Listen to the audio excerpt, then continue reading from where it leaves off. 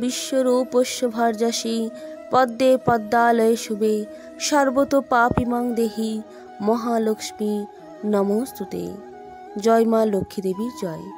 বন্ধুরা, আজ ফাল্গুন মাসের বৃহস্পতিবার। আজকের দিনটি মা লক্ষ্মীর উদ্দেশ্যে সমর্পিত। আজকের দিনে আমাদের প্রায় প্রতিটি বাড়িতে মা লক্ষ্মীর পূজা করা হয় সংসারের মঙ্গল কামনার জন্য। লক্ষ্মী দেবী শুধুমাত্র ধন দৌলতের দেবী নন, তিনি সৌন্দর্যের প্রতীক। সব কিছু সুন্দরভাবে শ্রীমণ্ডিত করতে গেলে লক্ষ্মী দেবীর আরাধনা করতে হয়। মন দিয়ে নিষ্ঠা ভক্তি সহকারে ঈশ্বরকে ডাকলে নিশ্চয়ই তার পুজোয় কাঙ্ক্ষিত ফল লাভ করা যায়।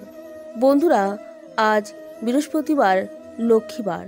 আজকের দিনে অনেকে হয়তো মা লক্ষ্মী পূজা ব্রত সম্পন্ন করছেন, আবার অনেকে হয়তো কোনো কারণবশত তা করতে পারছে না। তাহলে অন্তত একটিবার হলেও শ্রবণ করবেন ফাল্গুন মাসের বৃহস্পতিবারে মা লক্ষ্মীর ব্রতকথা। দরিদ্র এক ব্রাহ্মণ ছিল, নাম হরিহর। অন্নাভাবে ভিক্ষা করে ফিরি প্রতি ঘর। অনাহারে ক্ষীণ দেহ অনাবৃতকায়, হা হন্য যো অন্ন করি দিন কেটে যায়। পাতার কুটিরে বাস পত্নী পুত্র লয়ে, রাখিয়াছে কোন রূপে জীবন বাঁচায়ে। একদিন ভাবিল সে অন্তর মাঝারে, দেশেতে না হবে কিছু যাব বহু দূরে। এত ভাবি গৃহ ছাড়ি যাই দেশান্তরে, পুত্র পরিজন সবে রহে অনাহারে। হেনকালে দ্বিজ এক সেখানেতে আসে, কিবা পরিচয় বলি তাহারে জিজ্ঞাসে। হরিহর বলে দ্বিজ দুঃখ কত কব, কতদিন বলো আর অনাহারে রব। দেশেতে না মিলে ভিক্ষা আসুন বিদেশে, হেতাও না মিলে অন্ন মম ভাগ্য দোষে। এতেক শুনিয়া দ্বিজ কয় হরিহরে, যাহা দিব তাহা নিয়ে যাও গৃহে ফিরে। শুক্লপক্ষে গুরুবারে লক্ষ্মী পূজা করো, ঘুচে যাবে এ দুর্দিন শুনো অতপর।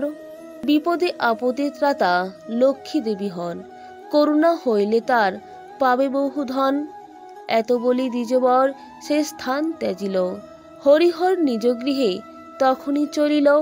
পত্নী তার সম্মুখেতে উপনীত হয়, দ্বিজ বাক্য হরিহর আদন্ত কহয়। ফাল্গুনের শুক্লপক্ষ দিন গুরুবার, স্বামী স্ত্রীতে ভক্তি ভরে পূজে লক্ষ্মী মার। ধন ধান্যে গৃহ তার ভরিয়া উঠিল, ফাল্গুনেতে লক্ষ্মীব্রত প্রচারিত হলো।